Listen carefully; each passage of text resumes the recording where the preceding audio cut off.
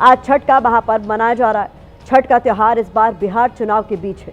ऐसे में बिहार के नेता छठी मैया की पूजा के साथ जनता के वोट की आराधना भी कर रहे हैं। वोटों वाली इस आराधना में एनडीए और महागठबंधन दोनों तरफ से नए नए भाषाई प्रयोग हो रहे हैं। इस भाषाई प्रयोग से बिहार चुनाव की नई डिक्शनरी तैयार हो रही है।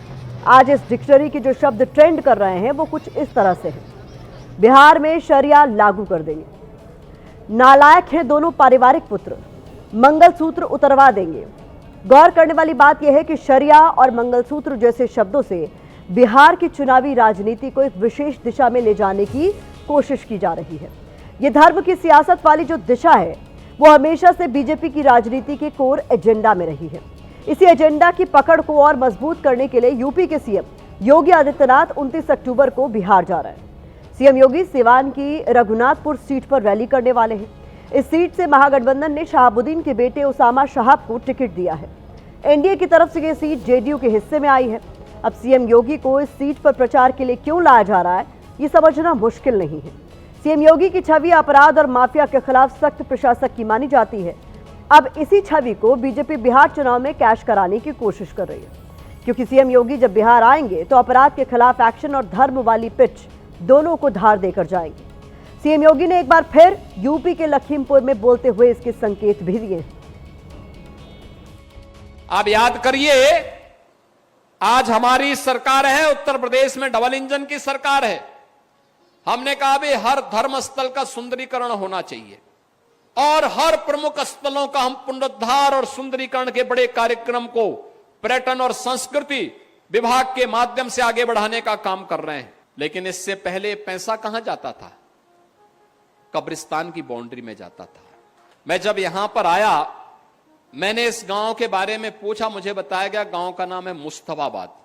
हमारी सरकार है, फैजाबाद को अयोध्या बना रही है, इलाहाबाद को प्रयागराज बना रही है और मुस्तफाबाद को फिर से कबीर धाम स्थल बना करके उस गौरव की पुनर्स्थापना के कार्यक्रम के साथ आपको जोड़ रही है।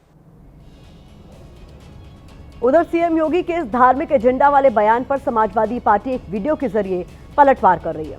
यह वीडियो समाजवादी पार्टी के प्रवक्ता मनोज काका ने अपने एक्स हैंडल पर शेयर किया है। इसके साथ उन्होंने लिखा है कि हिंदू मुसलमान सांप्रदायिकता, पुरातनपंथी, दकियानूसी सोच वाले मुख्यमंत्री योगी जी को बिहार में ये भी भाषण देना चाहिए कि यूपी में एम्बुलेंस के नाम पर बैलगाड़ी है, सुरक्षा के नाम पर बनारस से लेकर बलरामपुर तक उनके स्वजातीय गुंडों का तांडव है। तब बिहार की जनता उनके असली चेहरे से वाकिफ होती। मुंह में राम, बगल में छुरी। तो समाजवादी पार्टी यूपी की घटनाओं को हथियार बनाकर सीएम योगी के बिहार दौरे को फ्लॉप करने की कोशिश में जुटी है। सीएम योगी के कोर हिंदुत्व वाली छवि को टारगेट कर रही है। हालांकि सीएम योगी आदित्यनाथ का जो बयान आपने सुना, वो बयान धर्म वाली राजनीति को ही साधने का सियासी प्रयोग है।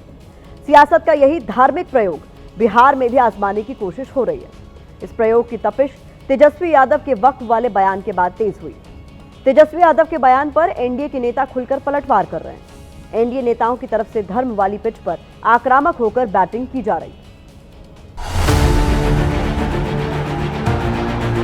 और आप लोगों को बता देना चाहते हैं कि सरकार बनेगी तो वक्फ बोर्ड का कानून का जो बिल है उसको पूरे दान में तेजस्वी फेंकने का काम।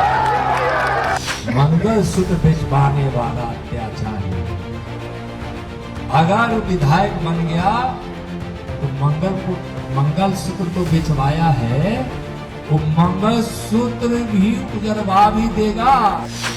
अगर तेजस्वी यादव जी मुख्यमंत्री बनते हैं तो वक्फ कानून का विषय नहीं है, वो तो बिहार में शरिया लागू कर देंगे। तेजस्वी यादव के वक्फ वाले बयान पर बिहार में धर्म वाली राजनीति की तकरार फिर से तेज हो गई। बात वक्फ कानून से निकलकर शरिया तक जा पहुंची।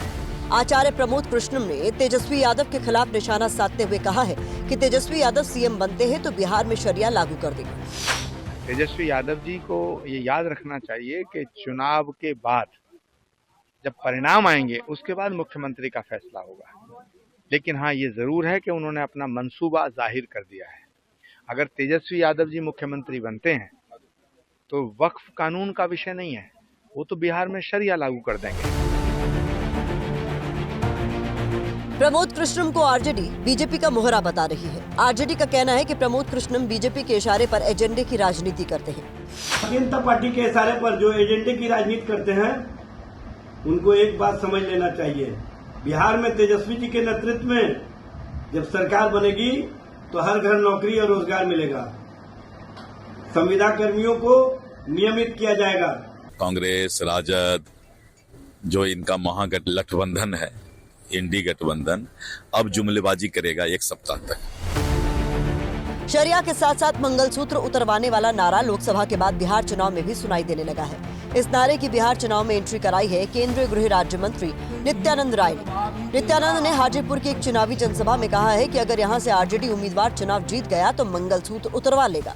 मंगलसूत्र बेचवाने वाला अत्याचारी अगर विधायक बन गया तो मंगलसूत्र तो बेचवाया है, वो मंगलसूत्र भी उजरवा भी देगा और मंगलसूत्र छीनवा भी देगा।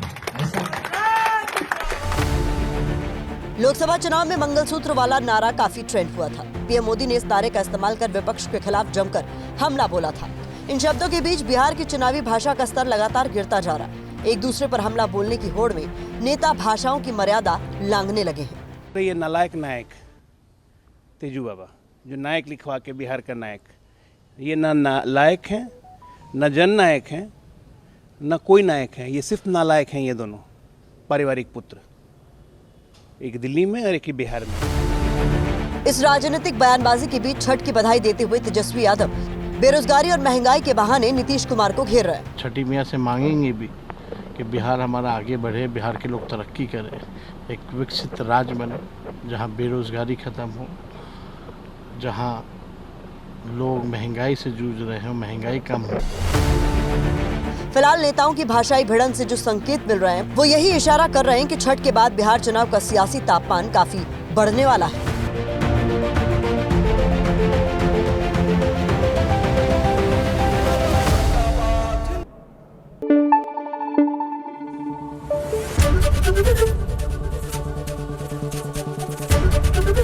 एबीपी न्यूज आपको रखे आगे।